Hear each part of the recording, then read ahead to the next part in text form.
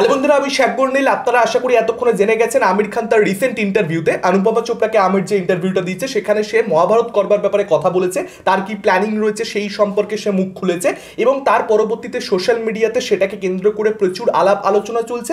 সেই প্রত্যেকটা অ্যাসপেক্ট নিয়ে আলোচনা যেগুলো চর্চা হচ্ছে সেই সব কিছু নিয়ে আমি একটু একটু করে কথা বলবো, আমার মতামত দেবো। এবং আপনারা আশা করি সকলেই জানেন এস রাজামৌলি কিন্তু নিজে এটা পরিষ্কার বলেছে যে তার ড্রিম প্রজেক্ট হচ্ছে মহাভারত, তারও কিন্তু মহাভারত করবার ইচ্ছে রয়েছে। তো আমির খান করলে বেটার হবে না এস রাজামৌলি করলে বেটার হবে ইন্ডিয়ান অডিয়েন্সের জন্য, সেটাকে নিয়েও কিন্তু আমি ডিসকাশন করব। সবার আগে যেটা বলতে চাই যে আমির খান এক্স্যাক্টলি সেই সাক্ষাৎকারে মহাভারতকে নিয়ে কি বলেছে।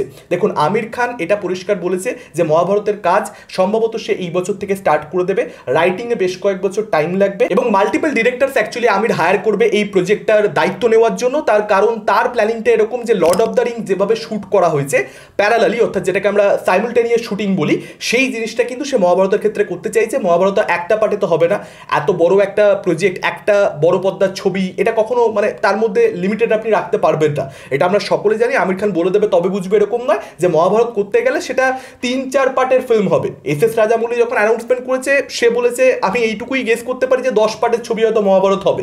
তো বুঝতেই পারছেন মহাভারত কতটা ভাস্ট, আমরা সেটা ব্যাপারে জানি। যে কারণে এখানে মাল্টিপল ডিরেক্টরসের কথা কিন্তু আমির খান বলেছে এবং সেটাও বলেছে যে যদি একটা ছবি হবে তার পরবর্তীতে দ্বিতীয় ছবিটা হবে, তার পরবর্তীতে তৃতীয় ছবিটা হবে, এই প্রসেসে তারা যায় তাহলে সেটা করতে অনেক অনেক বছর সময় লেগে যাবে, যে কারণে তারা একসঙ্গে শুট করতে চাইছে। এবং এটার আরও একটা কারণ রয়েছে যেটা আমির বলছে না, যেটা আমি আপনাদেরকে বলে দিচ্ছি। মানে এরকম যখন শুটিং করবার প্ল্যানিং হয় সেটার পেছনে কারণ এটা একটা থাকে যে প্রথম ছবি যদি বক্স অফিসে ওয়ার্ক না করে তাহলে দ্বিতীয় ছবি তৃতীয় ছবি কখনো বানানোর সুযোগই আর কি মেকাররা পাবে না, তাদেরকে কোনো কেউ ফিন্যান্স করবে না। এবং সেটা হওয়া উচিত নয়। মহাভারতের মতন একটা এত বড় প্রজেক্টের সঙ্গে যে ফার্স্ট পার্ট কেউ বানালো সেটা বক্স অফিসে সেইভাবে সফলতা পেলো না, যেখানে সেকেন্ড পার্ট থার্ড পার্ট বানানোই হচ্ছে না অ্যাট দি ফার্স্ট প্লেস, মানে সেটা খুব খারাপ হবে একটা অ্যাক্টারের কেরিয়ারের জন্য। তো যখনই একটা অ্যাক্টার বা একটা প্রডিউসার, একজন ডিরেক্টর সে মহাভারত বানানোর কথা ভাববে, সে পুরো ব্যাকিংটা আগে থেকে পেতে চাইবে। রামায়ণের ক্ষেত্রে যেটা আমরা নিতেশ তিওয়ারি প্রজেক্টে হতে দেখতে পাচ্ছি, তো সেই ধরনের রিস্ক আমির খান যে নেবে না সেটা খুব অবভিয়াস একটা বিষয়। এখন যেটা প্রথম দিক যেটাকে নিয়ে কন্ট্রোভার্সি তৈরি হচ্ছে আমির খানের এই অ্যানাউন্সমেন্টের পরবর্তীতে সোশ্যাল মিডিয়া জুড়ে প্রচুর মানুষের বক্তব্য এরকম যে মহাভারত কিছুই আমির খান বেসিক্যালি বানাচ্ছে না, এটা পুরোপুরি একটা ফেক পিআর থিং। যে মহাভারতকে নিয়ে কিছু স্টেটমেন্ট দিয়ে দিই, সঙ্গে সঙ্গে সিতারে জমিন পর এই পার্টিকুলার ছবিটা আমি আনছি কয়েক মাস বাদে, ট্রেলার মে মাসের গোড়ার দিকে মুক্তি পেতে চলেছে, যেরকমটা আপডেট প্রিভিয়াসলি আপনার সঙ্গে আমি একটা ভিডিওতে অলরেডি শেয়ার করেছি। তো সেই ছবিটার ব্যাপারে প্রচুর মানুষ জেনে যাবে এবং মহাভারতের ব্যাপারে কথা বললে সেটা একটা ভালো টুল হবে এই ছবিটার ব্যাপারে লোক অব্দি পৌঁছে দেওয়ার জন্য। পরবর্তীতে বলে দেবো যে না কিছু প্রবলেম হয়েছে এবং মহাভারত আমি বানাতে পারছি না, অ্যাজ সিম্পল অ্যাজ দ্যাট। সেখানে কেউই কাউকে কিছু বলতে পারবে না, এরকমটা অনেকে বলা বলি করছে, কিন্তু আমার মনে হয় না আমির খান সেই কাজটা করছে। কেন?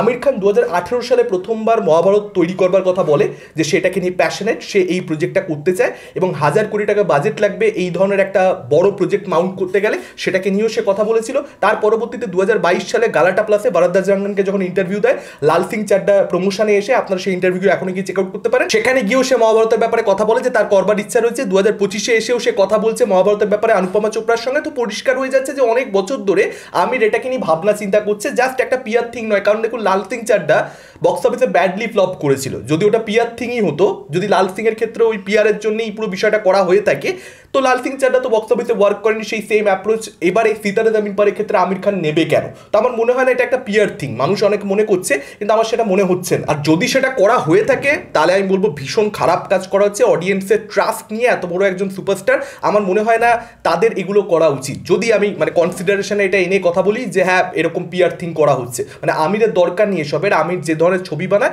আমিরের কামব্যাক কোনো না কোনো দিন হবে, সেই ট্রাস্ট আমার সম্পূর্ণরূপে রয়েছে আমিরের উপরে। আমির একজন প্রচণ্ড লিটারেট একজন সিনেমা পার্সন, তো আমি তাকে কখনো ডাউট করি না সিনেমা পার্সন হিসেবে। সিনেমা সম্পর্কে সে সত্যি ভীষণ ভীষণ ভালো বোঝে এবং প্রচণ্ড প্যাশনেট, প্রচণ্ড খাটে, কামব্যাক ফর শিওর হবে, তার এগুলোর দরকার নেই। এবার আমরা চলে আসছি হচ্ছে পরবর্তী বিষয়ে যে আমির খান এই যে ডিফারেন্ট ডিরেক্টরসদের কথা বলেছে যে মাল্টিপল ডিরেক্টরসদেরকে হায়ার করা হবে, এবার সেটাকে নিয়ে একটা ডিবেট তৈরি হয়েছে যে একটাই ছবির মধ্যে ডিফারেন্ট সেগমেন্টস, অর্থাৎ অ্যাকশনের পার্টটা অন্য একজন পরিচালক হ্যান্ডেল করছে, আবার ড্রামার পার্টটা অন্য আরেকজন পরিচালক হ্যান্ডেল করছে, সেটা একটা টোনাল শিফট ছবির মধ্যে নিতে পারে, যেটা মহাভারতের যে সোলটা বা যে এসেন্সটা সেটাকে কোথাও একটা ধ্বংস করে দেবে, সেটা অ্যাপ্রোপ্রিয়েটলি প্রপারলি সেটা উঠে আসবে না ছবিগুলোর মধ্যে, সেই একটা ভয় অনেকের মধ্যে কাজ করছে। তো আমির খান সেই সাক্ষাৎকারে যেটা বলেছে সেখান থেকে এটা খুব পরিষ্কার নয় যে অ্যাকচুয়ালি ডিফারেন্ট সেগমেন্টস, ডিফারেন্ট ডিরেক্টররা তাদেরকে হায়ার করা হবে, তাদেরকে দিয়ে কাজ সামলানো হবে, তাদেরকে দায়িত্ব দেওয়া হবে, নাকি অ্যাকচুয়ালি আলাদা আলাদা পার্ট আলাদা আলাদা ডিরেক্টর সামলাবে, আলাদা আলাদা সেগমেন্ট একটাই ছবির ডিফারেন্ট পরিচালকরা, নাকি সম্পূর্ণ আলাদা আলাদা পার্ট, যে পার্ট 1টা কেউ সামলাচ্ছে, পার্ট 2টা কেউ সামলাচ্ছে, পার্ট 3টা কেউ সামলাচ্ছে, পার্ট 4 পার্ট 5 অন্যান্য কোনো ডিরেক্টররা সামলাচ্ছে। সেরকম অ্যাপ্রোচ হলে তবুও আমি বিষয়টা বুঝতে পারি যে ঠিক আছে, সেইভাবে তবুও হতে পারে একটা ভালো ছবি, যদি ক্রিয়েটিভ হেড হিসেবে আমির খান থাকে এবং আমির খান যদি সুপারভাইজ করে পুরো বিষয়টাকে, তবুও আমি সেটার উপরে ট্রাস্ট রাখতে পারি। কিন্তু হ্যাঁ, এটা আমি একেবারে একমত যে আমির যদি এরকমটা ভেবে থাকে যে ডিফারেন্ট সেগমেন্ট ডিফারেন্ট ডিরেক্টরস, সেটা কিন্তু প্রবলেম ক্রিয়েট করতে পারে ফর শিওর। এখন এরপর যেটা প্রশ্ন উঠবে, যদি ডিফারেন্ট ডিরেক্টরস ডিফারেন্ট পার্টস হয়ে থাকে, যে প্রথম পার্টের ডিরেক্টর একজন, সেকেন্ড পার্ট আর একজন, এইভাবে যদি হয় আমির খান পুরো বিষয়টাকে সুপারভাইজ করছে, সেক্ষেত্রেও যেটা বিষয় সেটা হচ্ছে আমির খানের স্কেল কি কখনো ফোর্ট্রে ছিল? আমির খানের ফোর্ট্রে হচ্ছে সবসময় ড্রামা। এবার মহাভারত যদি ড্রামা, মহাভারত একটা মানে মহাভারতের যে ধরনের ড্রামা আছে সেই ধরনের ড্রামার কোথায় আছে সত্যি বলতে, তো সেই পলিটিক্সের দিকে, ড্রামার দিকে যদি ফোকাস বেশি হয়ে যায় এবং সেটার সঙ্গে যদি প্রপারলি অ্যাকশন এবং হিরোইজমের ব্লেন্ডিংটা না হয়, মানে এটা দেখুন, এটা হওয়া উচিত কি হওয়া উচিত নয় মহাভারতের ক্ষেত্রে, সেই সব বিষয়ে আমি যাচ্ছি না। আমি যাচ্ছি হচ্ছে যে মার্কেট কি ডিমান্ড করছে, মার্কেটের ডিমান্ড অনুযায়ী কিন্তু এস রাজামৌলি যে অ্যাকশন হিরোইজমের সঙ্গে যে মিশ্রণটা পলিটিক্সের এবং ড্রামার মহাভারতের, সেটাকে যেভাবে ব্লেন্ড করতে পারবে, সেই দিক থেকে আমি বলতে পারি এস রাজামৌলি অনেক বেশি সুটেবল। প্রডিউসারদের অ্যাঙ্গেল থেকে ভেবে দেখলে, মার্কেটের কথা ভেবে দেখলে, বক্স অফিসের কথা ভেবে দেখলে, এবং এস রাজামৌলি মাগধিরার মতন ছবি করেছে, তার পরবর্তীতে বাহুবলী করেছে, তার পরবর্তীতে ট্রিপল আর করেছে, যেটাও এগেন একটা পিরিয়ড ছিল, যদিও ট্রিপল আরকে এটার মধ্যে আমি আনতে চাইছি না, বাহুবলীর কথা এখানে আমি বেশি করে বলবো বা মাগধিরার কথা এখানে বেশি করে বলা যেতে পারে।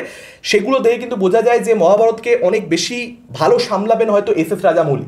আর ফোর্ট্রে যেহেতু আমির খানের চিরকালই ড্রামা, তো সেই দিকে ফোকাস বেশি হয়ে গেল, সেটা প্রডিউসারদের অ্যাঙ্গেল থেকে ভেবে দেখলে, বক্স অফিসের কথা ভেবে দেখলে একটু ডিফিকাল্ট হয়ে যেতে পারে। মেবি সেই হিরোইজমটা বা অ্যাকশনের পার্টটা যদি আমির খানই সুপারভাইজ করে, ডিরেক্টররা জাস্ট কাইন্ড অফ ম্যানেজারের রোল প্লে করছে, সেই জিনিসটা হলে কিন্তু প্রবলেম হয়ে যেতে পারে আমির খানের মহাভারতের সঙ্গে। তো সেই দিক থেকে ভেবে দেখলে কোনটা বেটার হবে, গ্লোবাল বক্স অফিসের কথা মাথায় রাখলে, কারণ মহাভারত এত বড় একটা ছবি হবে, এত বড় প্রজেক্ট, এত বড় বাজেটের, সেটা শুধুমাত্র ইন্ডিয়ান অডিয়েন্সের জন্য, ইন্ডিয়ান বক্স অফিসের কথা মাথায় রেখে তো হবে না। এবং আমির খানের চাইনাতে একটা মার্কেট রয়েছে, এস রাজামৌলির এখন গোটা বিশ্বজুড়ে মার্কেট তৈরি হয়েছে আফটার ট্রিপল আর, এবং মহেশবাবুর সঙ্গে ছবিটা সে যদি সাকসেস পেয়ে যায়, যদিও কবে এস রাজামৌলি অ্যাকচুয়ালি মহাভারত বানাবে সেটা ব্যাপারে কেউ জানে না, তার আগে তার আরও 3-4টে গ্লোবাল বক্স অফিস সাকসেস এসে যেতে পারে বা নাও আসতে পারে, তো সেগুলো অনেক ডিবেটেবল ইস্যু অ্যাকচুয়ালি। তো সব দিক কনসিডার করলে, যেহেতু আমার মনে হয় গ্র্যান্ডিওর একটা বিশাল অংশ মহাভারতের, সেখানে কিন্তু এস রাজামৌলি অনেক বেটার স্যুট।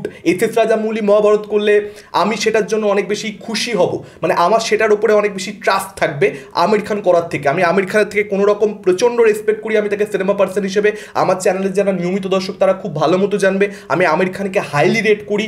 এবং শাহরুখ খানের 300 কোটির ব্লকবাস্টার ছিল না, সেখানে 2023 এলেও একটা পাঠান জওয়ান আমরা দেখতে পেলাম, পরপর 500-600 কোটি ব্লকবাস্টার ঢুকে গেল। তো সেরকম একটা জিনিস আমরা মহাভারতের ক্ষেত্রে আমির খানের সঙ্গে দেখতে পেতে পারি। এত ইন্টেলিজেন্ট একজন পার্সন, সেক্ষেত্রে সে গ্র্যান্ডিওর তার ফোর্ট্রে নয়, কিন্তু ফোর্ট্রে কবে হয়ে যাবে আপনি ধরতে পারবেন না।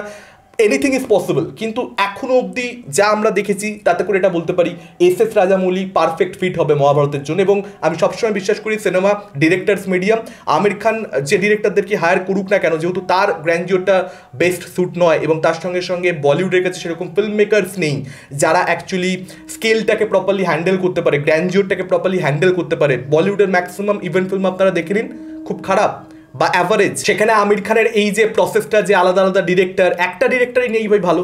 সিদ্ধার্থ আনন্দ একটা ফাইটার ভালো বানিয়েছে। এবার সিদ্ধার্থ আনন্দ যে ধরনের, তার যে স্কুলিং, তার যেরকম সিনেমা পছন্দ, ইন্টারভিউজে গিয়ে সে যেরকম সিনেমা নিয়ে আলোচনা করে, যেরকম সিনেমা বানায়, আপনি এক্সপেক্ট করবেন না যে সে মহাভারত বানাবে, বা বানালেও সেটাকে নিয়ে অডিয়েন্স স্কেপটিক্যাল থাকবে যে আদৌ ভালো হবে, তার ডাউট সবসময় থেকে যাবে। তো সেরকম ফিল্ম মেকার বলিউডের কাছে নেই।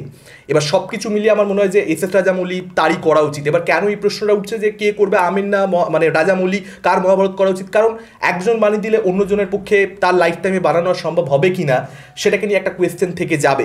এবং আমির খান করলে যেটা আরেকটা প্রবলেম হতে পারে, আমির খানের কেরিয়ারের জন্য অ্যাকচুয়ালি প্রচুর রিস্কি হতে পারে। আমরা জানি বর্তমানে সেন্ট্রাল গভর্নমেন্ট এবং তাদের দিক থেকে নানান রকম বাওয়াল, আমরা গোটা দেশ জুড়ে কী চলছে না চলছে আমরা সবটা দেখতে পাচ্ছি। তো সেখানে আমির খান, আমি জানি না যে তার করলে, এবং আমির খানকে নিয়ে নানান রকমের প্রবলেমস, লাল সিং চাড্ডার রিলিজের সময় কি হয়েছে, নানান রকমের কন্ট্রোভার্সিজ, বয়কট, ব্যান, আমরা জানি সব কিছু। তো মহাভারতের মতন একটা এপিক সাগাকে বানালে সেটা কিভাবে রিয়্যাক্ট করবে পাবলিক সেটাকে নিয়েও আমার যথেষ্ট ডাউট রয়েছে। তো সব কিছু মিলিয়ে আমির খানের জন্য এটা কে বলতে পারে সুইসাইডাল প্রজেক্টে পরিণত হতে পারে, কারণ যখনই আপনি আমির খান একজন ক্রিয়েটিভ পার্সন, সে কিছু ক্রিয়েটিভ ডিসিশন নেবে যে আমি কিছু লিবার্টি নেব, এবার লিবার্টি যেই মুহূর্তে নেবে ভাই আমির খান, প্রবলেম হয়ে যাবে। এস রাজামৌলি সেখানে সে নিজে বলে নাস্তিক, কিন্তু তার ছবিতে বারবার হিন্দুইজমকে রেসপেক্ট করবার বিষয়টা উঠে এসেছে এবং সেটা কোথাও একটা আমাদের দেশের প্রচুর মানুষের সঙ্গে কানেক্ট করেছে, প্রচণ্ড পছন্দ হয়েছে তাদের, এবং তারা সাউথকে এখন মনে করছে মানে হাওয়া যেদিকে আর কি, যে না সাউথই প্রপারলি হিন্দু কালচারকে রিপ্রেজেন্ট করতে পারে, বলিউড সবসময় ছোটো করে, এরকম ন্যারেটিভ আমরা লাস্ট কয়েক বছর ধরে দেখতে পাচ্ছি। সব কিছু মিলিয়ে আপনি যদি বক্স অফিসের কথা ভেবে দেখেন, কন্টেন্টের কথা ভেবে দেখেন, সব দিক থেকে এস রাজামৌলি আমার মনে হয় এই মুহূর্তে বেটার হবে। মানে আমি এগেন, এবং আমার ব্যক্তিগত মতামত কেন সেটা, কারণ ওই ডিরেক্টরস মিডিয়াম, সিনেমা সবসময় ডিরেক্টরস মিডিয়াম, আর এটা ড্রিম কাম ট্রু হবে অডিয়েন্সের জন্য যদি এস রাজামৌলি আর আমির খান কোলাবোরেট করে মহাভারতের বিষয়, কিন্তু সেটা হবে না, সেটা সম্ভব নয়, জাস্ট কারণ দুজনেই বড় ফিল্ম পার্সোনালিটি, তারা নিজেদের যে ভিশন সেখানে কোনো ধরনের কম্প্রোমাইজ করবে না। আর এটা লাখবারের মধ্যে একবার হবে যে দুজনের যে ভিশনটা সেটা অ্যালাইন্ড হচ্ছে, সেটা এক জায়গাতে রয়েছে, যে কারণে দুজনে কোলাবোরেট করতে পারছে। দুজনে কোলাবোরেট করবেই বা কেন, প্রত্যেকে নিজেদের মহাভারতটা বানাতে চাইবে, কেউই একসঙ্গে কাজ করতে চাইবে বলে আমার মনে হয় না। যদিও সেটা যদি হয়ে যায় খুব বড় একটা ব্যাপার হবে। আমির খান প্রচণ্ড বেশি ক্রিয়েটিভ কন্ট্রোল রাখে নিজের কাজের মধ্যে, সেম ফর এস রাজামৌলি। আমার মনে হয় না এটা সত্যি বলতে সম্ভব, এই ডিসকাশনের কোনো পয়েন্ট আছে বলে। আপনাদের কি মতামত এই পুরো বিষয়টাই কেন্দ্র করে, আপনারা ডেফিনেটলি সেটা আমাদের কমেন্ট করে জানাতে পারেন। এই ভিডিওটা ভালো লাগলে লাইক করতে পারেন, শেয়ার করতে পারেন, আমাদের চ্যানেল নতুন হলে চ্যানেলটাকে অবশ্যই সাবস্ক্রাইব করতে পারেন। আজকের মতন টাটা, চোখ রাখুন পরবর্তী ভিডিওতে।